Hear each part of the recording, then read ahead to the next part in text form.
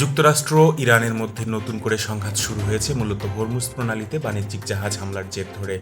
জুলাই 2026-এর শুরুতে ওমান উপকূলের কাছে কাতার ও সৌদি আরবের 3টি তেলবাহী ট্যাঙ্কারে ড্রোন ও প্রজেক্টাইলের মাধ্যমে হামলার জন্য যুক্তরাষ্ট্র ইরানকে দায়ী করেছে, যা আগে সম্পাদিত ট্রানজিট করিডোর চুক্তির লঙ্ঘন।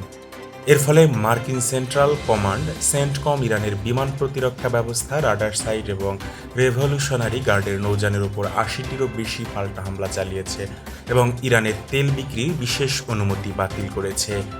ইরান এই হামলার দায় অস্বীকার করে যুক্তরাষ্ট্রের পদক্ষেপকে চুক্তির বড় ধরনের লঙ্ঘন বলে আখ্যা দিয়েছে।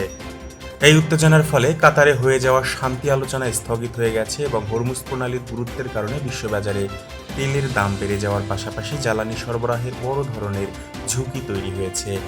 এছাড়া ইরান, বাহরাইন ও কুয়েতে অবস্থিত মার্কিন সামরিক ঘাঁটিতে হামলা চালানোয় পুরো সংকটটি এখন আঞ্চলিক পর্যায়ে আরও জটিল ও উদ্বেগজনক হয়ে উঠেছে।